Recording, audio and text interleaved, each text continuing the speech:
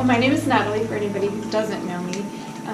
I'm the owner of Storybrooke Cafe, and this is our second location. We started down there on South Main Street, and then we moved over here to Randolph Plaza, which was a really good move for us because it has a bigger space, which is really nice for us because we've been able to do more parties, and we have a nicer space, and it's got the ability for us to do our special events and more special events. And obviously we have our specialty coffees and our coffees, and then we have our books and things like that, which is Storybrooke Cafe. So that's a little bit about what we do. And that was kind of my intent, was just to do something fun, because kids don't get to have fun anymore, you know.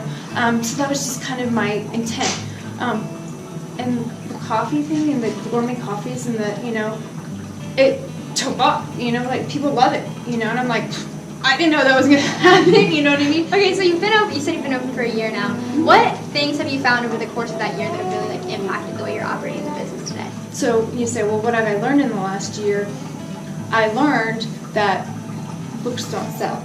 A few of them sell, and there are the traditional book people that still like the books, and they like to pick up the books, and the kids like to pick up the books and see the books, and you know, and those will sell a few here and there, but overall that didn't sell, you know, in the last year. So what have I had to do? I've had to look at that and say, okay, that's not going to be successful, but all the other stuff that I didn't think was going to be a big deal was. Yeah. You know what I mean? Because it's something different, it's something unique. You know, people can't find those things. You know, people want the experience, you know, that I've been able to kind of, you know, make for them, you know, and I'm glad that they enjoy that, you know. So I guess here I am, a year later, going, all right, well, I guess I'm going to veer off and do some more of this type of things. So that's what I'm looking at, and that's what I'm looking at. I think there's a few really, really valuable lessons in everything you just said.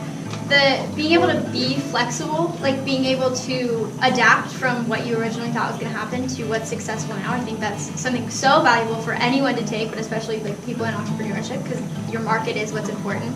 So I think you being willing to adapt from your original business model is awesome. And then I think also what you're doing right now, even though it might not be $1 million company, it might not be a Starbucks, it still has an impact on this community, you know? So it's not a global impact, but it's an impact right here, and that's just as important, just to impact those individual people. That's what entrepreneurship is all about, and it's so awesome that, you know, we're here interviewing you. It's great to see it. Yeah, it's right here. It's right in action.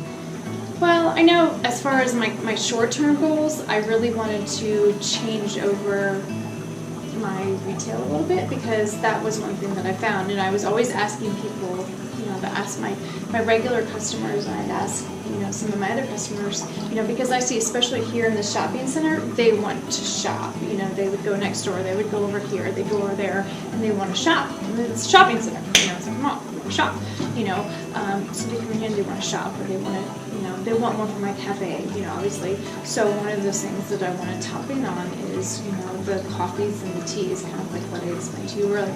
So, you know, since books haven't been as successful, because, you know, obviously the world of books is, you know, it's decreasing and it's diminishing as all that technology changes, you know, so I'm trying to be flexible and trying to adapt to that, you know. So my short-term goal was to kind of adapt to that and bring in some of that stuff. It was, you know, just, you know, these are the coffees, the high, you know, high level, you know, those gourmet coffees, and the, you know, the teas with the roasted teas and things like that.